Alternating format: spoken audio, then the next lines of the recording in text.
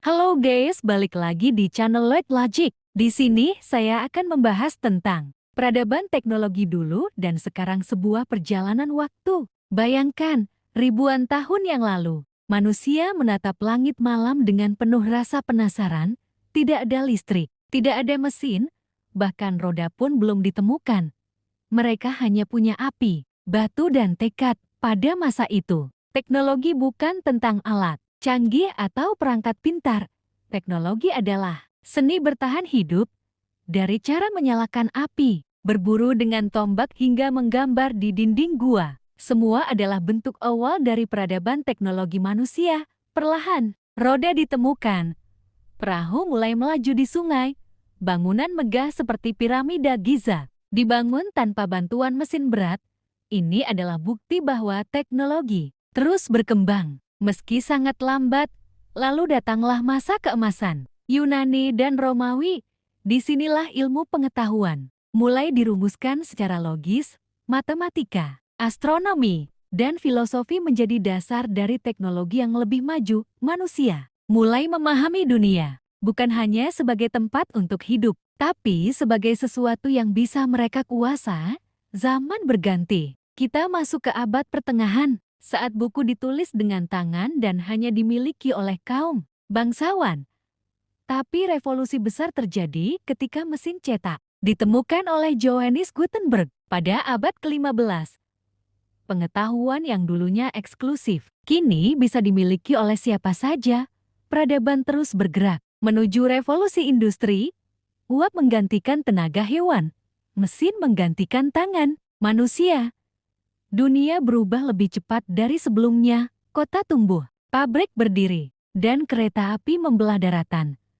Namun yang paling mengejutkan adalah abad ke-20, saat listrik, telepon, dan akhirnya komputer mulai memasuki kehidupan manusia. Dulu, komputer sebesar ruangan hanya bisa menghitung angka. Sekarang, sebuah ponsel kecil di genggamanmu memiliki lebih banyak kekuatan komputasi daripada teknologi yang membawa manusia ke bulan. Dan sekarang kita hidup di zaman yang dulu hanya ada dalam mimpi. Kecerdasan buatan, kendaraan tanpa pengemudi robot, Internet of Things, bahkan dunia virtual. Teknologi tidak hanya memudahkan hidup tapi mulai mengubah cara kita hidup, bekerja, belajar, bercakap, bahkan jatuh cinta. Semua bisa dilakukan secara digital.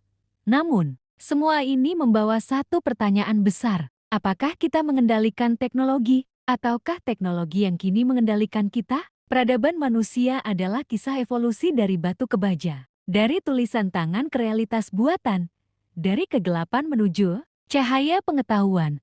Dan kini, tugas kita bukan hanya menciptakan teknologi, tapi memastikan bahwa teknologi tetap menjadi alat untuk kebaikan, untuk masa depan yang lebih manusiawi, lebih bijak dan lebih beradab. Kita bukan hanya pewaris masa lalu, kita adalah pencipta masa depan. Di awal kehidupan manusia, tak ada listrik, tak ada jaringan, tak ada logam. Hanya ada alam, malam yang gelap gulita, dan rasa lapar yang tak mengenal waktu. Tapi di balik kesunyian itulah teknologi pertama lahir.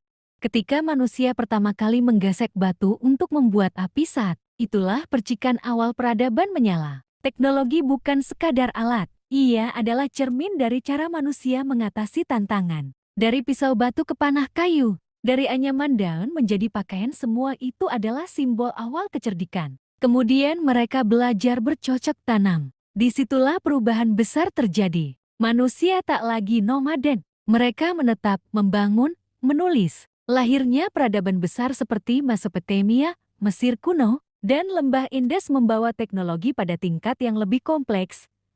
Irigasi, tulisan paku, kalender surya. Di Mesir, batu raksasa diangkut dan disusun menjadi piramida tanpa satupun alat berat modern. Bagaimana mereka melakukannya? Sampai hari ini, itu masih menjadi misteri dan keajaiban. Ribuan tahun berlalu, muncul era para filsuf dan ilmuwan. Aristoteles, Archimedes, hingga Galileo mulai membuka mata manusia tentang hukum alam. Teknologi kini bukan sekadar praktik, tapi mulai menjadi ilmu. Ketika umat manusia mengenal logam, senjata tajam dan alat pertanian jadi lebih efisien. Kincir air dan jam matahari lahir. Lalu datanglah abad pertengahan dan Renaissance, masa di mana pemikiran bebas dan penemuan kembali lahir. Revolusi industri meledak di Inggris. Uap menjadi tenaga, mesin menggantikan otot. Teknologi bukan lagi tentang bertahan hidup, tapi tentang mempercepat kehidupan. Pabrik, kereta api, lampu gas semua mengubah wajah bumi. Kemudian kita memasuki abad ke-20. Zaman ini adalah ledakan tak terhenti. Mobil pertama melaju di jalanan, pesawat menembus langit, dan akhirnya manusia menapakkan kaki di bulan. Dan inilah titik balik yang paling menentukan. Komputer, apa yang dulunya sebesar ruangan dan butuh ratusan kabel kini muat di genggaman kita. Dunia menjadi kecil, jarak menjadi maya, dan waktu menjadi cepat. Internet membuka dunia yang dulu tak terpikirkan. Dulu kita harus ke perpustakaan. Sekarang cukup mengetik. Dulu surat butuh berminggu-minggu. Sekarang hanya satu klik. Teknologi menembus segalanya. Pendidikan, kesehatan, ekonomi, hiburan. Kita bisa belajar dari profesor di belahan dunia lain. Mendeteksi penyakit sejak dini. Bahkan membuat robot yang bisa merawat manusia. Kini kita berbicara tentang kecerdasan buatan. Metaverse, Neuralink, hingga kemungkinan hidup di planet lain. Pertanyaannya bukan lagi apa yang bisa kita ciptakan, tapi apa yang akan kita izinkan untuk mengatur kita. Di tengah semua kecanggihan ini, muncul dilema.